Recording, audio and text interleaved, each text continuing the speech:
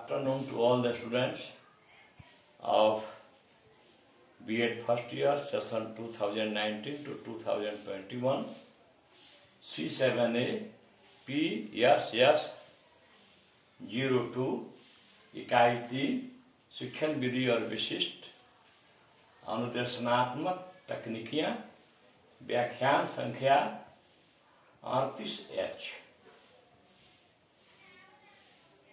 पठन से क्या समझते हैं? यह वाचन से कैसे भिन्न है?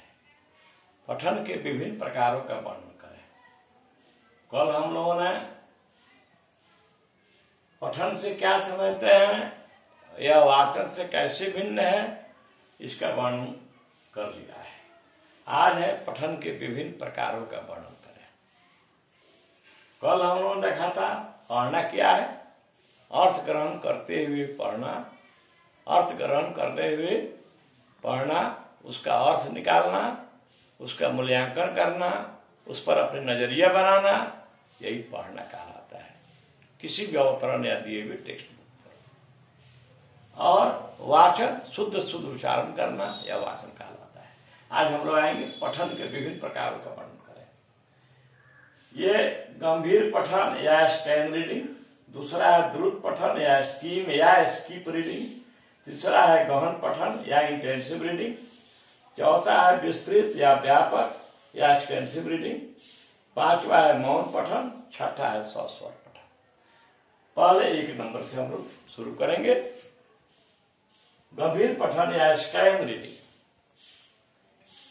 हम किसी भी सूचना पट पर या किसी भी शादी कार्ड या रेलवे स्टेशन पर समय सारणी आदि को सरसरी निगाह से जब हाथ की उंगलियों के सहारे पढ़ने की क्रिया करते हैं तो इसको स्कैन रीडिंग या गंभीर पठन कहते हैं। यानी हम रेलवे समय सारणी में जब किसी ट्रेन का टाइम देखना है तो अप की तरफ जो गाड़ी जाती है दिल्ली की तरफ हमको जाना है तो अप समय सारणी में देखते हैं। डाउन की तरफ दिल्ली से इधर आना है, वहां पर कहीं जाना है तो हम डाउन समय सारणी में देखते हैं। क्या देखता है? तो जिस गाड़ी से हमको जाना है उसे गाड़ी का नंबर, कौन नंबर प्लेटफार्म पर आएगी, कब आएगी, यही तीन चीज। पूरा समय सारणी हम नहीं देखते हैं, उसका विशेष सूचना देखते हैं जो जिससे हमको संबंधित होता है। वैसे ही निमंत्रण कार्ड कहीं से आता है तो कहाँ जाना है, बारात कहाँ से आ रही है या कहाँ जा रही है, कब जा रही है, किस तारीख को जा रही है, निजी सवारी से जाना है आखिर रात का सवारी जाना है, यही सब दो चार चीज हम ध्यान रखते हैं। तो इसमें हम हाथ के उंगलियों के सहारे पढ़ने की क्रिया करते हैं, किस विशेष सूचना को देखते हैं, इसलिए स्कैन रीडिंग कहते हैं। कहने का भाव यह है कि स्कैन रीडिंग के द्वारा कोई विशिष्ट सूचना या जानकारी उंगलियों के सहारे प्राप्त की जाती है। अब आइए दूसरा, द्रुत पठन या स्कीम या स्कीप रीडिंग। द्रुत माने होता है तेजी से पढ़ना, या स्कीम माने होता है स्कीमर होता है। स्कीमर का अर्थ होता है दही मथने वाला, वो कांच का बना होता है, उसका दांता होता है नीचे, उससे हम दही से जो है मक्खन निकालते हैं, उसको स्कीमर कहते हैं। और दही मथना कहलाता है स्कीमिंग। ऐसे ही स्कीप अंग्रेजी शब्द है, इसका भी अर्थ होता है उछलना, कूदना, उछलते हुए या कूदते हुए।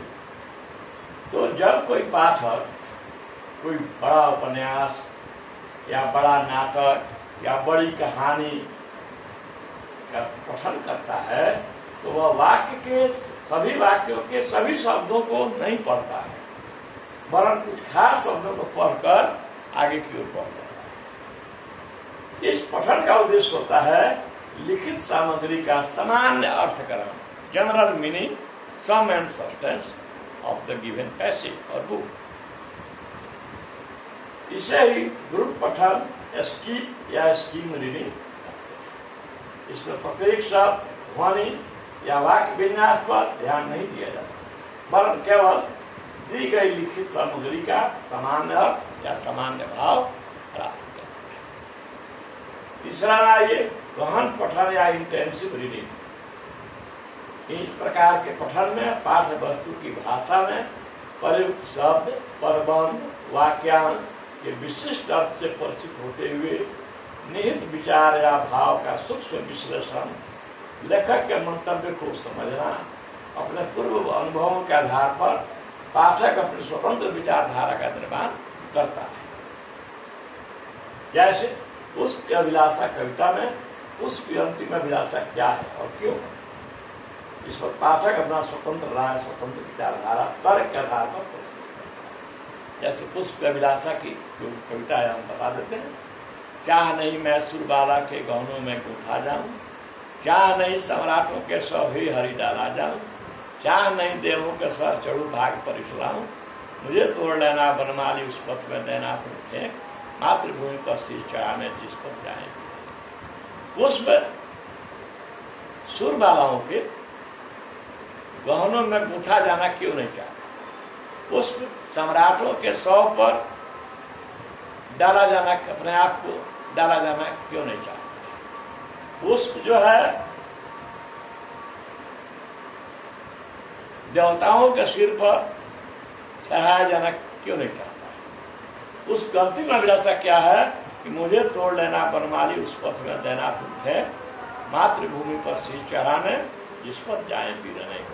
यहाँ पर देश के मातृभूमि के सपूत जहाँ मातृभूमि के लिए न्यौछावर होने जा रहे हैं, उनके मार्ग में अपने आप को समर्पित करना चाहता है, ताकि उनके पैरों के रोंद से उसको अंतिम गति मिल सके। उसको अंतिम अभिलाषा जानने के लिए हमें सबको तार्किक रूप से समझना पड़ेगा, क्यों नहीं चाहता, क्यों चाहता। आइए चौथा है विस्तृत या व्यापक पठन, इसको अंग्रेजी में कहते हैं एक्सटेंसिव रीडिंग।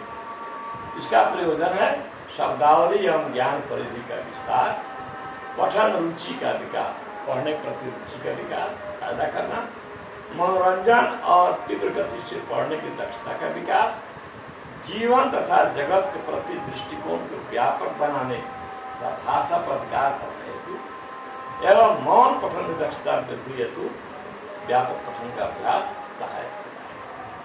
यही 4 प्रकार का आज हम वर्णन कर रहे हैं। इसमें जो है 5वां है मौन पठन या स्वस्वर पठन। इसमें क्या है, मौन पठन में जब हम पढ़ने की क्रिया में, पढ़ने की प्रक्रिया में हमारे दोनों होठ सटे रहते हैं, मुंह से आवाज नहीं निकलती है, स्वर नहीं निकलता है, तो इसको मौन पठन। एकदम मुंह से कोई आवाज नहीं होती। शिक्षक का कर्तव्य बनता है कि ऐसी स्थिति में कि वह वर्ग को आते ही कोई दिया गया अवतरण गद्यांश बच्चों को पढ़ने के लिए मौन पठन करने के लिए दे दे, और जैसे ही वह समय समाप्त हो जाता है वह उन लोगों से पूछना आरंभ होती है उन्होंने क्या सीखा है। यही मौन पठन। मौन पठन का सबसे बड़ा गुण यह है कि जो वर्ग कमरा है वह शांत रहता है। बगल के जो वर्ग कमरे हैं उनके पठन पाठन में कोई रुकावट पैदा नहीं होती है। सभी विद्यार्थी अपने अपने दिए गए अवतरण को पढ़ते हैं, उसमें लगे होते हैं, अभ्यस्त होते हैं। दूसरा इसका लाभ है कि मौन पठन में चूंकि उच्चारण तो करना होता नहीं है, इसलिए आदमी तेजी से तेज रफ्तार से वह पठन करता है। यह इसका दूसरा गुण। इसका दूसरा गुण। उसके बाद जो है इसके कुछ अवगुण भी है। मौन पठन में आदमी अपने आप को अभिव्यक्त नहीं कर पाता है, संकोच या हिचकिचाहट की भावना बनी रहती है। मौन रहने से उससे अगर उच्चारण अगर वह करता तो कहीं पर कोई त्रुटि होती तो वह भी निकालने वाला कोई नहीं होता है। तो यार इसको हम लोग मौन पठन सस्वर पठन पर कल विस्तृत चर्चा करेंगे। हमारे संदर्भ ग्रंथ हैं पृष्ठ संख्या 32, 33 एवं 34, हिंदी का शिक्षण शास्त्र भाग 1, SCERT पटना द्वारा अनुमोदित राज्य शैक्षिक अनुसंधान एवं प्रशिक्षण परिषद द्वारा यह पुस्तक जो है डीएलएड के लिए किया गया। और दूसरा पुस्तक है पृष्ठ संख्या 125 से 134 हिंदी शिक्षण श्री के पी पांडे। इन 2 पुस्तकों का हमने अवलोकन किया। धन्यवाद।